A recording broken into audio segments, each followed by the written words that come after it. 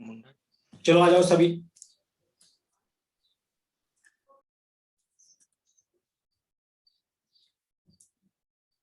अभी आ रहे हैं बच्चे, बताओ ये कौन है?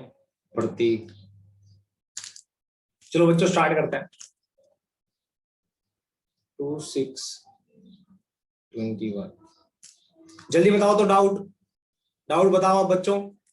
फर्स्ट में किसी को कोई डाउट? फर्स्ट में हाँ आएंगे, वहां तक पहुंचे तब तो। फर्स्ट में किसी को कोई डाउट है भाई? फर्स्ट क्वेश्चन में, सेकंड में,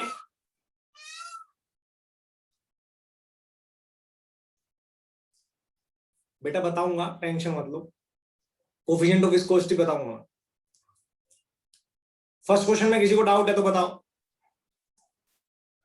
सेकंड में, थर्ड में,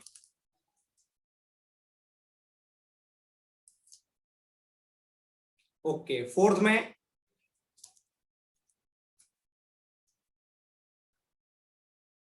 फोर्थ में,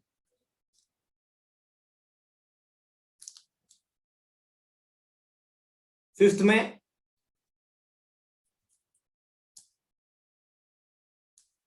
जल्दी बताओ शाबाश। नंबर बोल देना बेटा, नंबर बोल देना। नंबर, हाँ नंबर बोल देना। थर्ड में डाउट है, ओके। थर्ड में आओ सभी। देखो थर्ड क्वेश्चन क्या था? Dimension of impulse are equal to that of. Impulse basically बेटा मैंने आपको क्लास में भी बताया था, इंपल्स होता है एफ डी टी, है ना? तो ये डी टी क्या होता है? स्मॉल टाइम इंटरवल, और this is basically large amount of force, या we can say very large force. Very large force जिसका मैग्नीट्यूड बहुत बड़ा होता है, और ये टाइम होता है वो बहुत छोटा, very small time.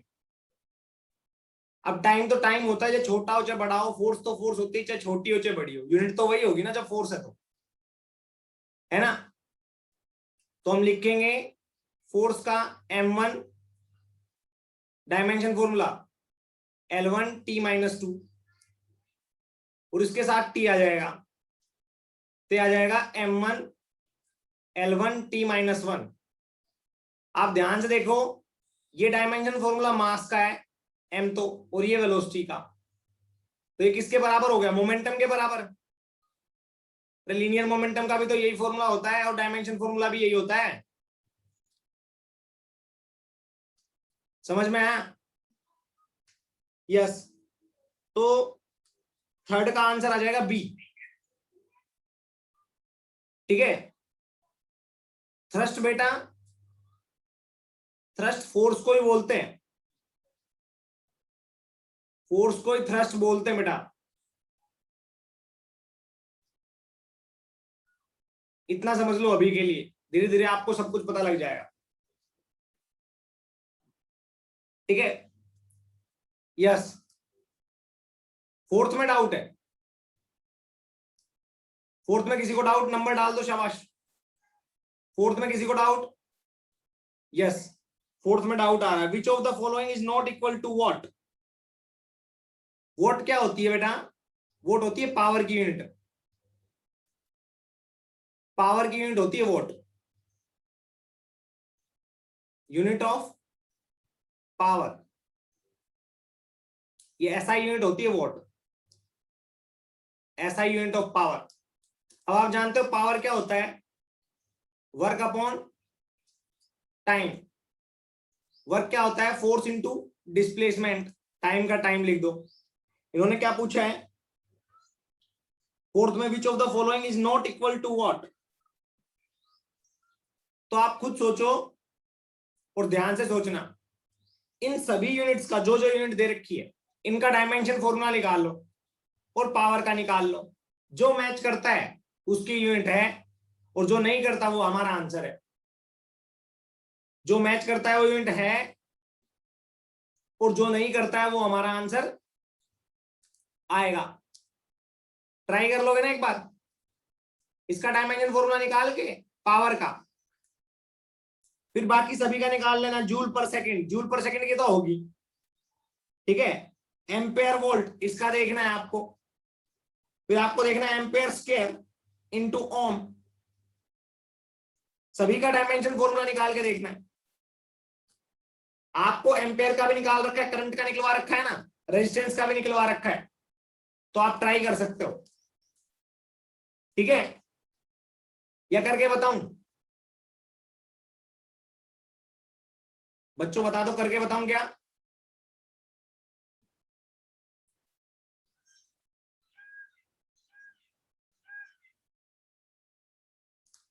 Yes sir, एक बच्चे दो बच्चों का है, यस सर। ले वही करके बता देता हूं, अब सारे चेक करते रहना, ऐसे ही टाइम पास होता रहेगा तुम्हारा भी। भाई जेई करनी है, ऐसे तो 2 साल में सिलेबस कंप्लीट होगा जिस हिसाब से तुम प्रॉब्लम पूछते हो। देखो एक बार फोर्थ का पहला ऑप्शन चेक करते हैं, ये तो सभी को पता है, जूल पर सेकेंड, जूल पर सेकेंड, ये तो होगा ही होगा। सेकेंड ऑप्शन में आता है कौन सा वोल्ट के बराबर नहीं है, एम्पेयर वोल्ट, एम्पेयर का होता है ए, ठीक है, एम्पेयर क्या होता है ए, वोल्ट क्या होता है, ध्यान से देखो, वोल्ट क्या होता है आई आर के बराबर, पुट करके निकालना है। तीसरा क्या होता है, ये भी करंट हो गया और एम्पेयर भी करंट हो गया, तो ये आई स्क्वायर आर हो जाएगा, आई स्क्वायर आर। सोल्व करोगे खुद से, मेरे को नहीं पता, ठीक है। हाँ, फिर आता है हमारे पास एम्पेयर स्क्वायर इनटू ओम, वो वही बात हो गई, आई स्क्वायर आर। फिर आता है हमारे पास एम्पेयर पर वोल्ट, तो मतलब आई बाई वी। अब ध्यान से देखो, हीट का फॉर्मूला होता है, हीट भी एक एनर्जी होती है, तो हीट एनर्जी का फॉर्मूला होता है I square R into T, T is the time for which I current is flowing through the resistance are.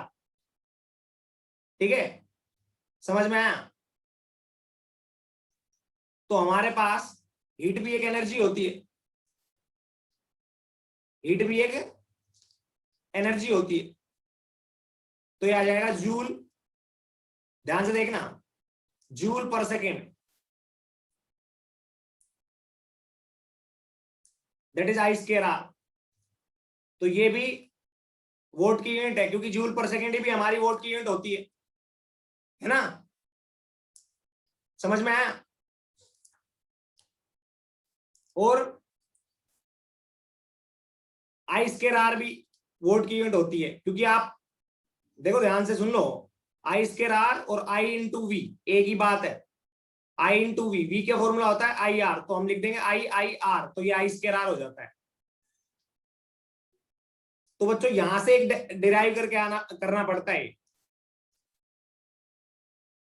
I square R is to H by T, H क्या है, heat energy, energy upon time, तो joule upon second, तो ये भी क्या हो गया, vote में लिख सकते हैं हम इसको, तो आई स्क्वायर आर को लिख सकते हो, तो आई इंटू वी को भी लिख सकते हो। लास्ट बचा फोर्थ, तो फोर्थ हमारा आंसर हो जाएगा। समझ में आया? आया क्या? अब बताओ, फिफ्थ में को डाउट, फिफ्थ में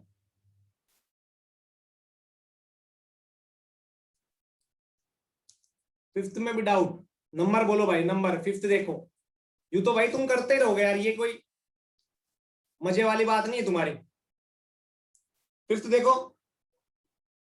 which of the following does not possess the same dimension as that of pressure? जो प्रेशर की डायमेंशन होती है, इनमें से कौन सा पोजेस नहीं करता?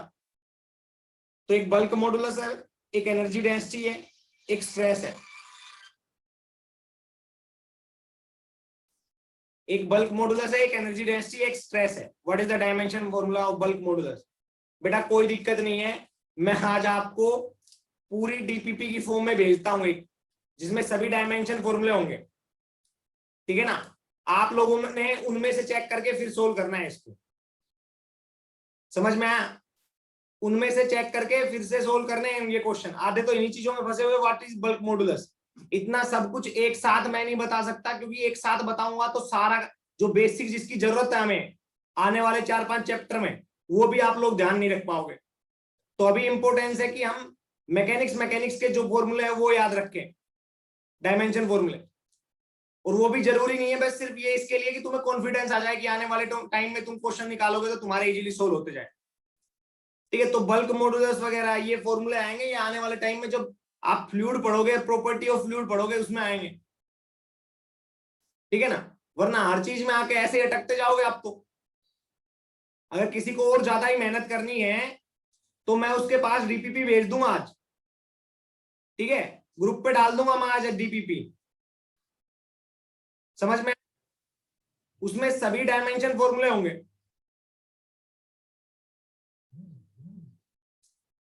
वहां से देखो और चेक करो कैसे आया वो डायमेंशन फॉर्मूला। अब ऐसे बल्क मॉडुलस करोगे, इंडिविजुअली करोगे तो बहुत ज्यादा हो जाएंगे ये तो। है भाई, ये देखो कितने ज्यादा है यहाँ पे, समझ में आया। ठीक है, तो ये चीजें आपको खुद से चेक करनी है, थोड़ा सा चेक कर लिया करो भाई कि इसका क्या आएगा, इसका फॉर्मूला क्या आता है। फिफ्थ चलो ये डिस्कशन तो फिर मैं बाद में ही लेता हूं, वरना तुम तो भाई बहुत ज्यादा टाइम ले लोगे ऐसे तो। कल मैं एक बार क्या करता हूं, देखो सुनो, आज मैं अभी आपके पास क्लास के बाद में डीपीपी भेजूंगा एक। डीपीपी इन द सेंस उसमें कुछ नहीं है, उसमें डायमेंशन फॉर्मूला होंगे मैक्सिमम के, और उसका एग्जैक्ट फॉर्मूला भी होगा। आपको जिसको डाउट आता है वो सभी फॉर्मूले वहां से चेक करेंगे, फिर उनको सोल्व कर करके देखेंगे और फिर मैच करेंगे। वरना ज्यादातर बच्चों को तो प्रॉब्लम ये आ रही है कि ये क्या होता है, ये क्या होता है, अननोन वर्ड से लग रहे हैं। तो प्रॉब्लम बेसिक्स में नहीं है, प्रॉब्लम किस में है कि आगे कैसे करना है, वो एक बार में नहीं आ पाएगा। ठीक है, तो बच्चों आज थोड़ा सा आगे का पढ़ा देता हूं मैं, कुछ प्रॉपर्टीज वगैरह और ये सब की लिमिटेशंस क्या होती है, डायमेंशनल एनालिसिस की लिमिटेशन क्या होती है वो पढ़ते हैं, आ जाओ। ठीक है ना, आ जाओ तो बच्चों।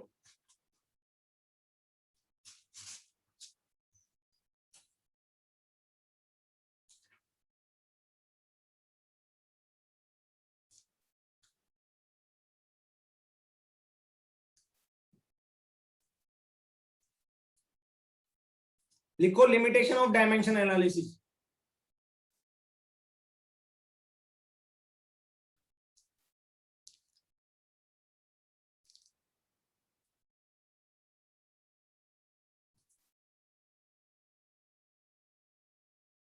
Limitation of dimensional analysis.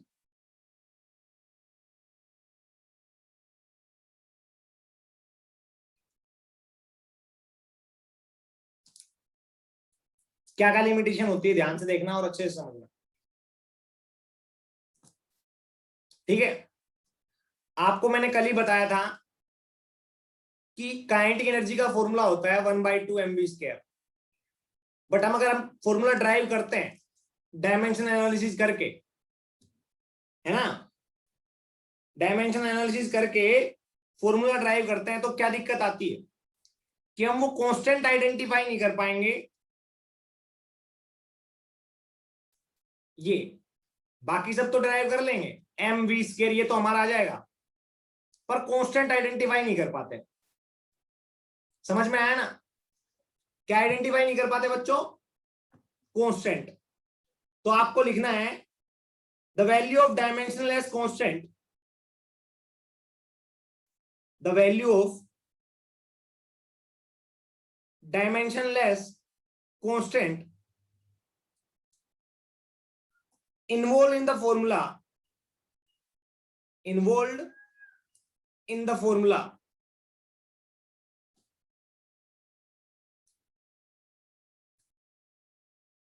cannot be identified, cannot be identified.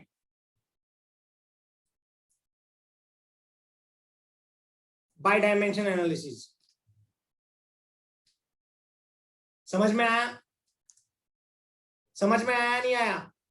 ये बताओ आपको ये लिमिटेशन समझ में आई कि ये कैसे सर ने एक्सप्लेन किया है मेरे को।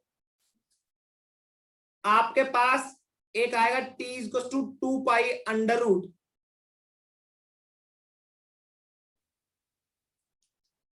या मैं बोलूं ओके आपके पास आएगा, ध्यान से देखना, t इक्वल्स टू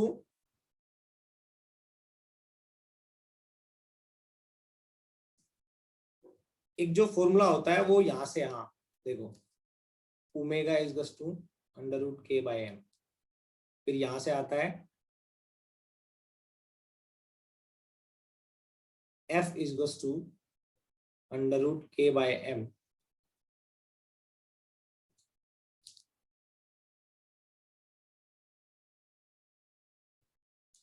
देखो बच्चों, टाइम पीरियड का फॉर्मूला, टाइम पीरियड का फॉर्मूला आता है आपके पास 2 पाई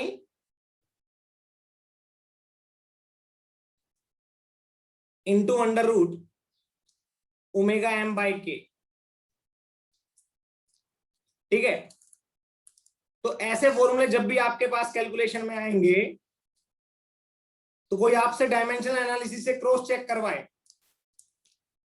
तो आप कभी भी 2 पाई की वैल्यू नहीं निकाल पाओगे डायमेंशन एनालिसिस का यूज करके। इतना तो निकाल पाओगे आप अंडर रूट एम बाई के, पर ये आप निकाल नहीं पाओगे। काइनेटिक एनर्जी में जैसे आप ये निकाल नहीं पाए थे।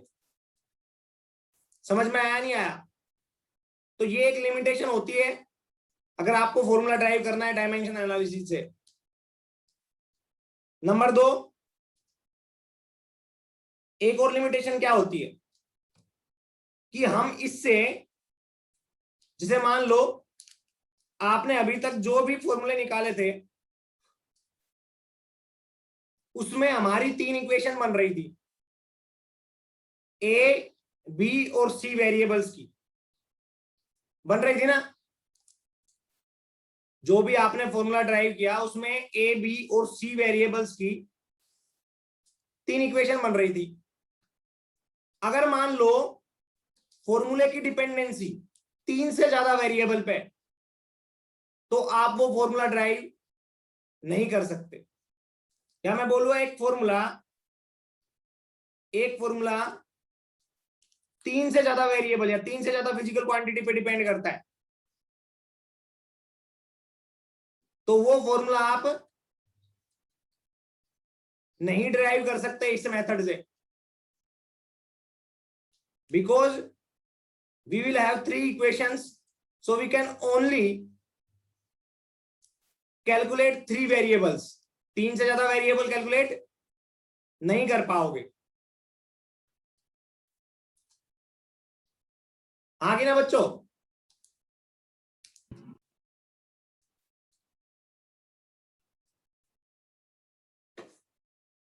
अरे परेशान कर रहे हैं।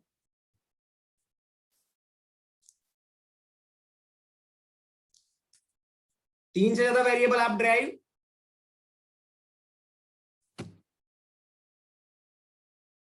दोबारा से बताऊं आदित्य दास, दोबारा से बताऊं क्या?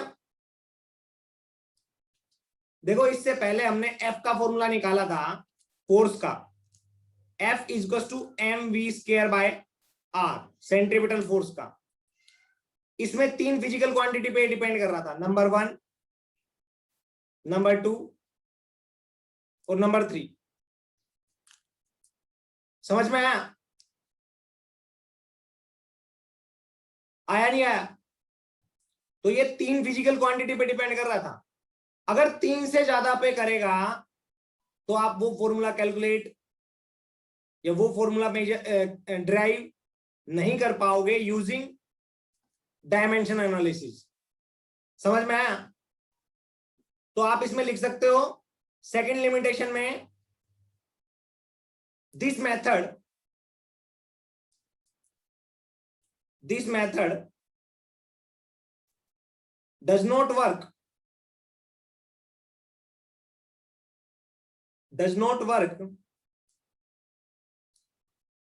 when physical quantity depends on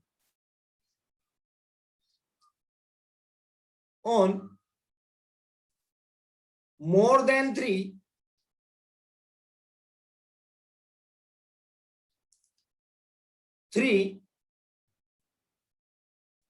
physical quantity, or we can say variables. अरे समझ में आया नहीं आया? आया क्या?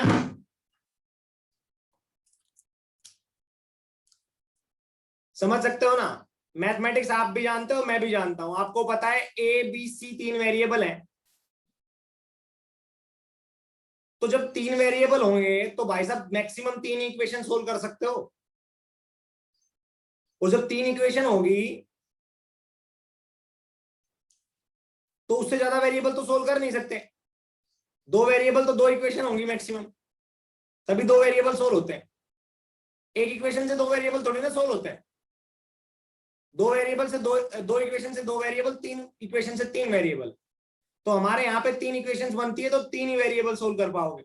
मोर देन 3 वेरिएबल्स पे अगर कोई फॉर्मूला डिपेंड करता होगा तो उसको सोल्व नहीं कर पाओगे या उसको ड्राइव नहीं कर पाओगे। Number 4, sorry first second third, number third देखो।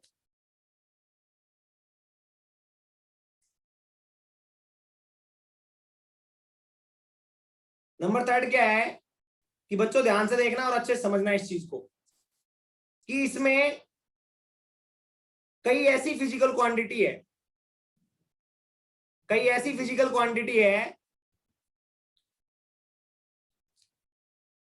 जिनका डायमेंशन फॉर्मूला सेम है। कई ऐसी फिजिकल क्वांटिटी है जिनका डायमेंशन फॉर्मूला सेम होता है। जैसे मैं बोलूं टॉर्क और वर्क का, जैसे मैं बोलूं अभी अभी हमने कैलकुलेट किया था लीनियर मोमेंटम और किसका था वो, लीनियर मोमेंटम और पावर का, हाँ कि ना? तो इस तरीके से हम करेक्टली आइडेंटिफाई नहीं कर पाते कि ये डायमेंशन फॉर्मूला किस फिजिकल क्वांटिटी का है। बट डायमेंशन फॉर्मूला देख के थोड़ी ना बता सकते हो तुम। मैं तुम्हें बोलूंगा m1 L2 T-2, मैं आपसे बोलूंगा बताओ ये डायमेंशन फॉर्मूला किसका है। कोई बच्चा बोलेगा टॉर्क का, कोई बोलेगा वर्क का। तो हम करेक्टली आइडेंटिफाई नहीं कर पाते in such cases where the dimension formula is same for 2 or more physical quantities. समझ में आया नहीं आया बच्चों? समझ पा रहे हो मेरी बात? तो लिख लो यहां पे, if the dimensions are given, physical quantity may or may not be same। अगर आपको डायमेंशन फॉर्मूला दे दिया जाए, लिख लो if the dimension formula is given, the physical quantity corresponding to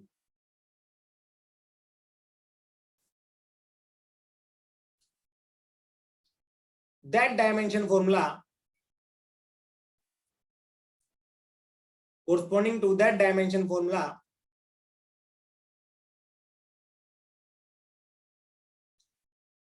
may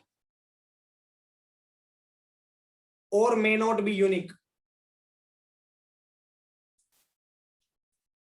ऐसा नहीं है हर केस में होगा, किसी केस में भी ये हो सकता है कि हाँ भाई आपको अगर किसी ने बोल दिया this is the dimension formula, तो एक पर्टिकुलर यूनिक फिजिकल क्वांटिटी से मैच करेगा। बट ऐसा जरूरी नहीं है हर केस में। तो हम लिखेंगे if the dimension formula is given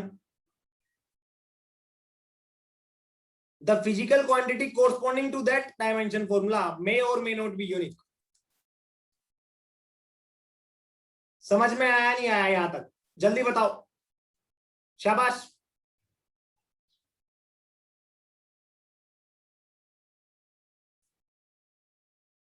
समझ में आया ना? हाँ, फैन ऑन कर देता हूं यार।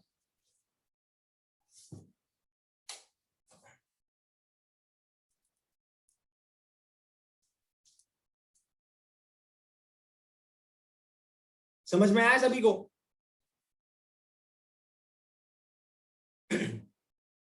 शाबाश, जल्दी बताओ। जिसको समझ में आया, नहीं आया तो मेरे से एक बार डाउट पूछो। सर डाउट है, बस मैं क्लियर कर दूंगा यहीं पे।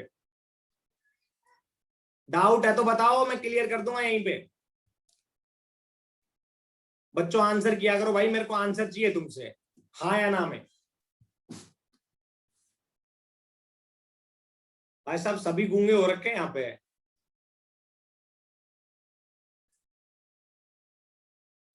अच्छी बात है, अब चलो थोड़ा तो जागे। ठीक है, रिपीट कर रहा हूं, देख ले एक बार। एक बच्चे ने बोला रिपीट करो, देखो ध्यान से देखो।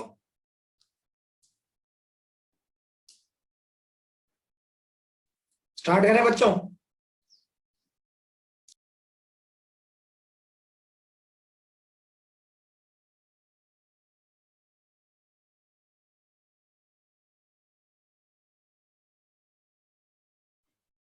देखो बच्चों, जो एक और एप्लीकेशन थी डायमेंशन एनालिसिस की, वो मैं आपको बता देता हूं। एप्लीकेशन ऑफ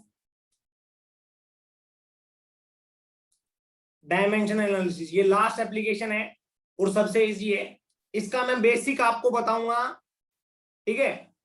हाँ, बेसिकली क्या होता है कि डायमेंशन एनालिसिस का यूज करके हम एक सिस्टम ऑफ यूनिट से या एक सिस्टम ऑफ मेजरमेंट से दूसरे सिस्टम ऑफ मेजरमेंट में चले जाते हैं। कैसे? हम फोर्स को लिख सकते हैं मास इंटू एक्सेलरेशन, और एक्सेलरेशन मास होता है केजी में मेजर, एक्सेलरेशन होता है मीटर पर सेकंड में, और 1 केजी मीटर पर सेकंड को हम न्यूटन बोल देते हैं।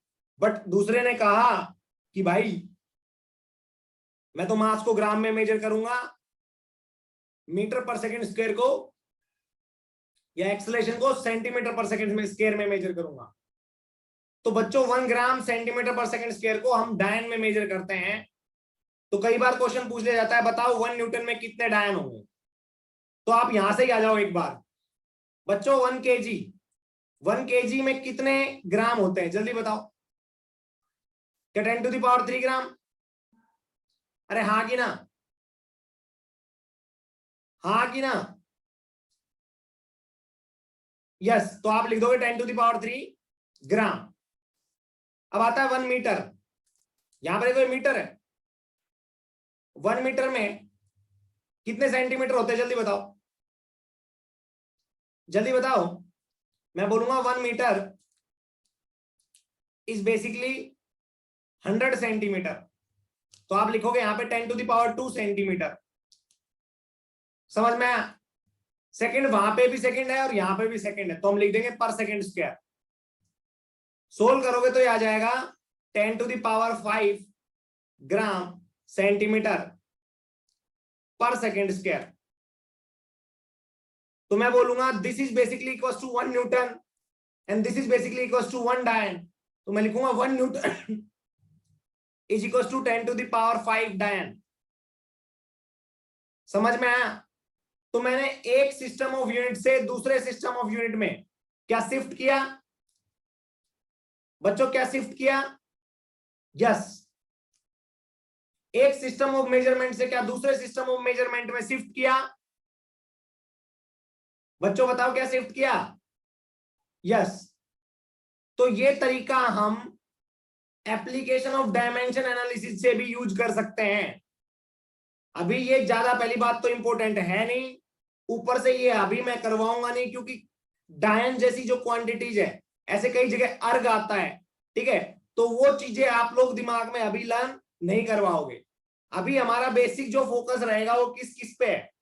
मैं यहाँ पे चाहता हूं कि अगर आपको यहाँ पे जो सीखना है और जो सीखने का काम है वो क्या है कि आप किसी भी फिजिकल क्वांटिटी का डायमेंशन फॉर्मूला जानते हो। नंबर 2, किसी भी फिजिकल क्वांटिटी का डायमेंशन फॉर्मूला आप कैलकुलेट कर सकते हो।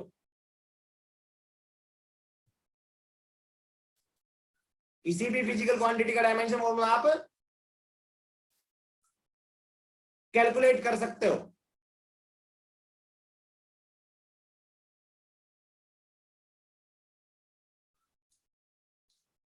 बेसिकली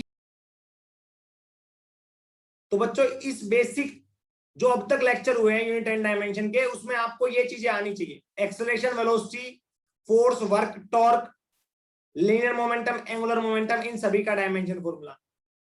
और किसी और के फॉर्मेट में अगर आपसे डिराइव करवाया जाए तो आप ये बता दो कि हाँ मैं डिराइव कर लूंगा। समझ में आया? यही मेन चीजें जो हमें समझनी थी वो ये थी। इसके बाद में बाकी आप सोचो सभी चीजें आप यहां पे कर पाओगे, ऐसा नहीं है। हाँ, धीरे धीरे जैसे जैसे आप चैप्टर आगे पढ़ोगे आपको समझ में आता जाएगा और आप लोग करते चले जाओगे। ठीक है ना? अब आती है बात डाउट्स। तो डाउट के लिए बच्चों मैं अभी डीपीपी भेजूंगा एक कंप्लीट। ठीक है,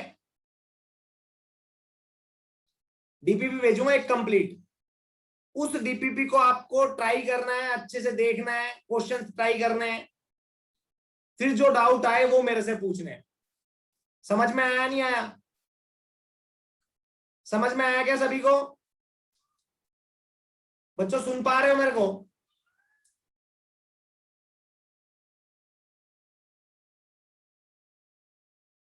बच्चों सुन पा रहे हो मेरे को?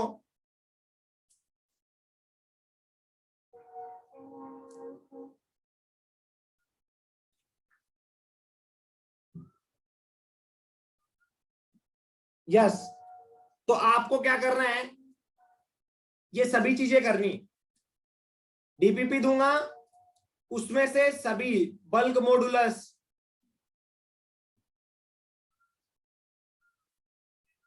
ठीक है, स्ट्रेस, स्ट्रेन, यंग्स मॉडुलस,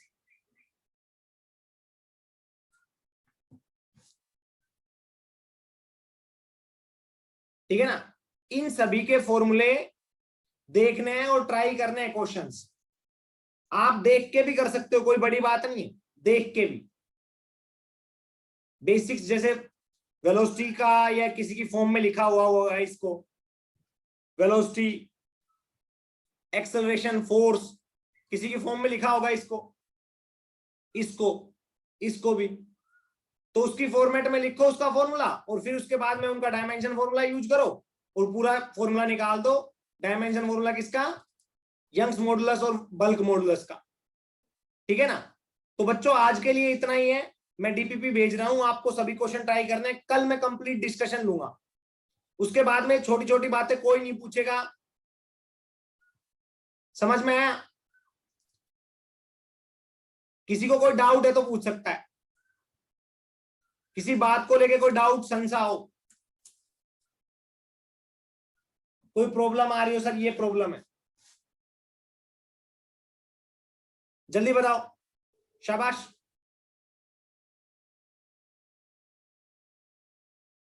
अरे बोलो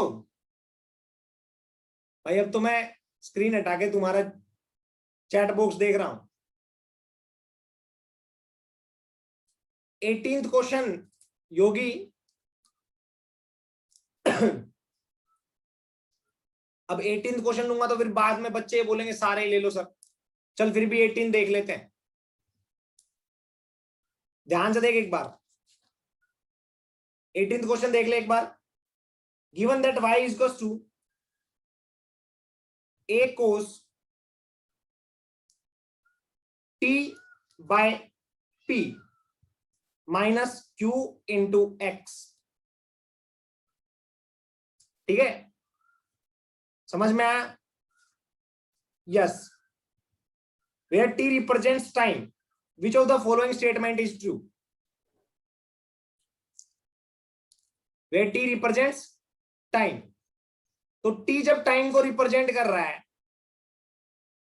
टी जब टाइम को रिप्रेजेंट कर रहा है, तो हमें ये तो पता है कि argument of trigonometric function is always dimensionless. तो ये भी डायमेंशनलेस होगा और ये भी डायमेंशनलेस होगा। तो टी का अगर क्या आएगा टी, तो पी का क्या आएगा 1/t।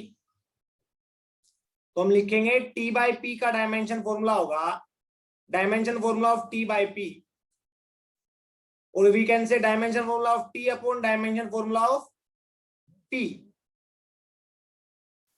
Must be equal to m0 l0 t0। तो डायमेंशन फॉर्मूला ऑफ टी आप जानते हो क्या आएगा, कैपिटल टी। इधर लिखोगे m0 l0 t0 upon dimension formula of P.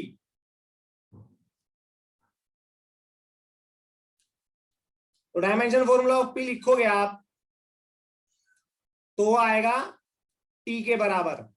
इसको उधर ले जाओ, दोनों बराबर हो जाएंगे। समझ में आया? आया क्या? ओके, अब लिखेंगे Q और X का।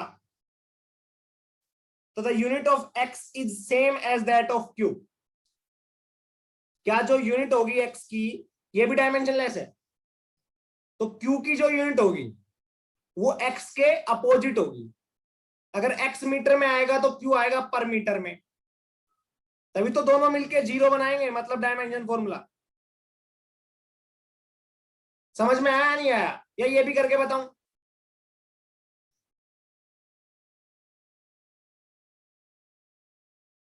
हाँ, तो अब ध्यान से देखोगे तो इन्होंने बोला the unit of x is same as that of p, sorry q, same as that of q. हम बोलेंगे no, first option is incorrect. Second, the unit of x is same as that of p, हम बोलेंगे we don't know. भाई हमें क्या पता उस side उधर क्या है इधर क्या है। फिर हम बोलेंगे द यूनिट ऑफ, सेकंड के लिए आप बोलोगे वी डोंट नो।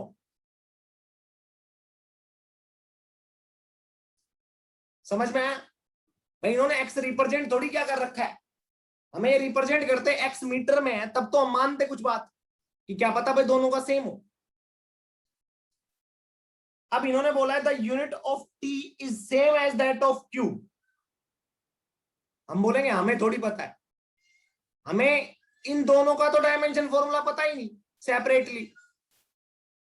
कंबाइंड पता है कि डायमेंशन फॉर्मूला दोनों का m0 l0 t0 है, तो हम इसके बारे में तो कोई कमेंट करेंगे ही नहीं जब इसके साथ कोई रिलेशन निकालने की बात होगी। इन दोनों के बारे में कमेंट कर सकते हैं। तो D is correct, the unit of T is same as that of P। समझ में आया? योगी कंप्लीट समझा? पोर्शन वाइज तो समझ गया तू, कंप्लीट समझा कि बाकी के जो पहले 3 है वो क्यों नहीं है बच्चों? बाकी के जो 3 है जो पहले, वो क्यों नहीं है, समझे तुम लोग?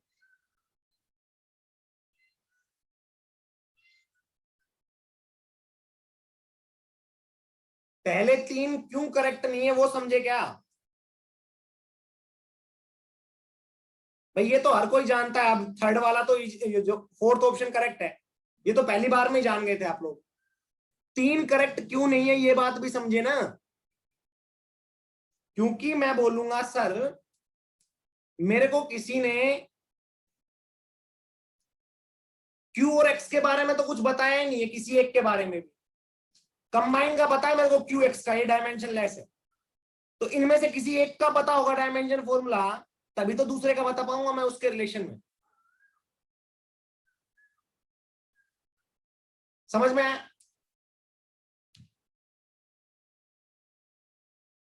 तो सर हम Q और X के बारे में तो कोई कमेंट करेंगे नहीं, हमें ये पता है कंप्लीट का डायमेंशन फॉर्मूला Q और X का डायमेंशन लेस है, मतलब कंप्लीट का आएगा m0 l0 t0, but individual का सेपरेटली हम बता नहीं सकते।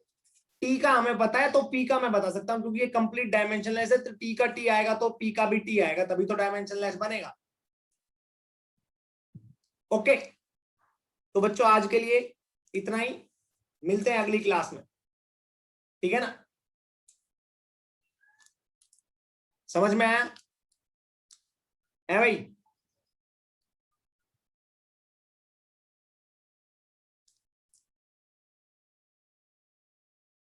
ओके, बाय सभी को, डीपीपी भेज रहा हूं, अच्छे से कर लेना, ठीक है?